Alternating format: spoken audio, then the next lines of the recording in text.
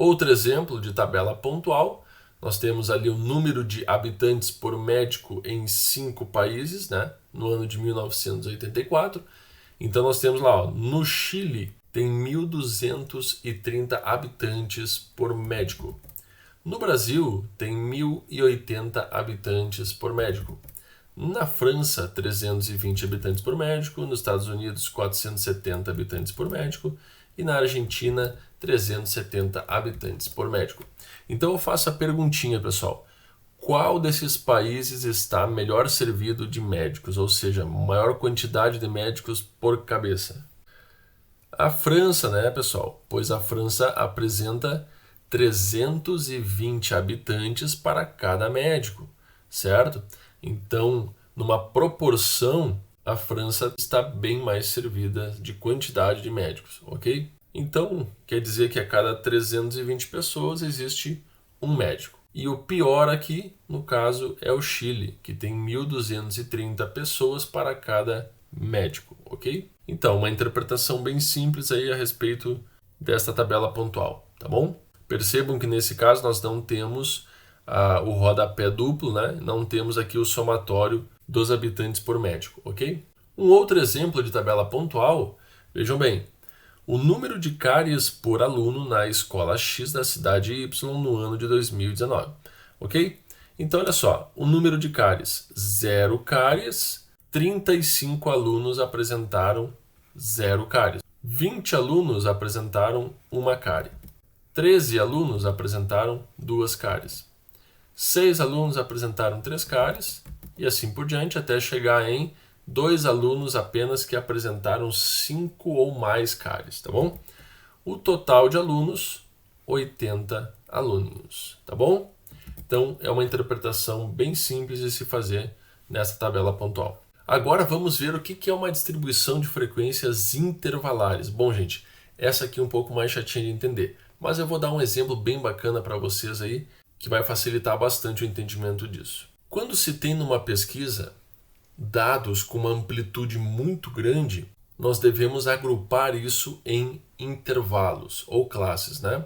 Ou seja, quando você faz uma pesquisa, por exemplo, peso de 500 pessoas, ok? Tem pessoas com 40 e poucos quilos, 50 e poucos quilos, e assim por diante, até tem pessoas com 100 e poucos quilos. Então você não vai fazer uma tabela lá dizendo assim, 45 quilogramas, 2 pessoas. 46 quilogramas, 3 pessoas. 47 quilogramas, nenhuma pessoa. 48, até chegar nos 100 e poucos, não dá, galera. Tá? Fica uma tabela muito grande. Então, o que a gente faz? A gente coloca lá, pessoas de 40 a 50 quilos. Pessoas de 50 a 55 quilos. De 55 a 60 quilos. Eu poderia ainda fazer pessoas de 45 a 55 quilos. Pessoas de 55 a 65 quilos, tá? Ou seja, isso aqui é só um exemplo de que eu estou fazendo uma classe intervalar aqui que abrange de 45 a 55. Só que nós temos que cuidar que o 55 não é contabilizado para esta classe aqui. Ela vai ser contabilizada na classe seguinte, ok? O que significa este intervalo aqui, ó, tá? Esse símbolo aqui. Este símbolo aqui é o mesmo símbolo fechado na esquerda, ok? E aberto na direita. Então, abrange, por exemplo, aqui, se a gente escrevesse de 45 a 55, significa dizer que o 45 está contido no intervalo e o 55 não está. Então, aqui nós vamos contar até pessoas que têm 54 quilos.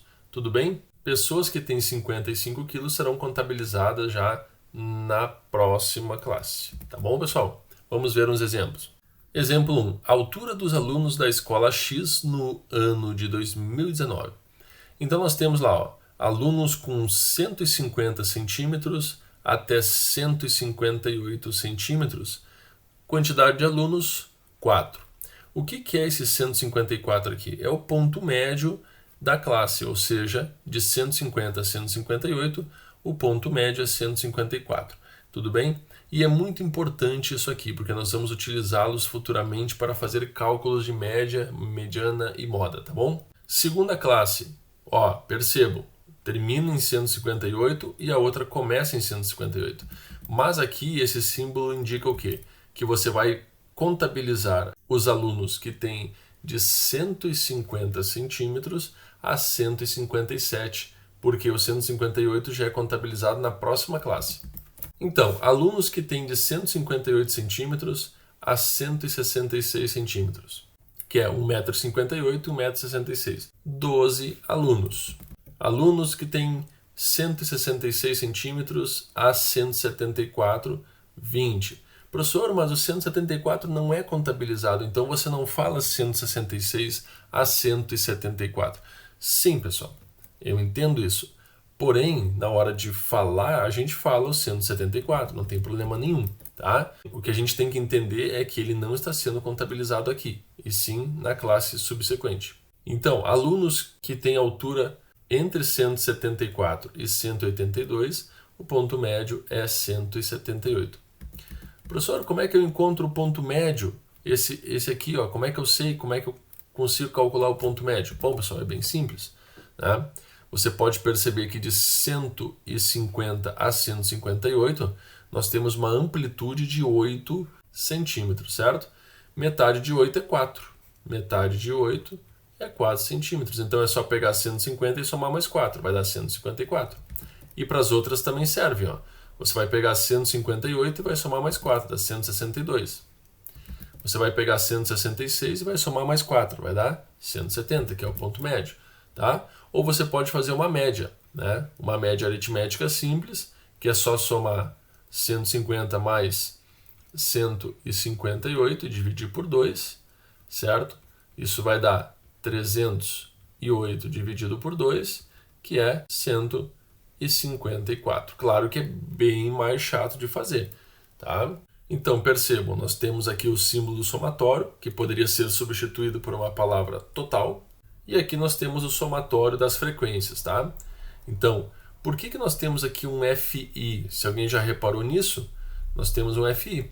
O FI significa frequência absoluta. Professor, mas por que é FI e não FA de frequência absoluta? Aqui, antes das alturas, nós poderíamos ter aqui uma outra coluna que é I. Ou seja, o I é o número da linha. Linha 1, linha 2, linha 3, linha 4 e linha 5. Então, FI é a frequência absoluta da linha 1. No caso aqui seria a F1, ou seja, a frequência da linha 1. Aqui seria a F2, a frequência da linha 2. Aqui seria a F3, frequência da linha 3 e assim por diante, tá?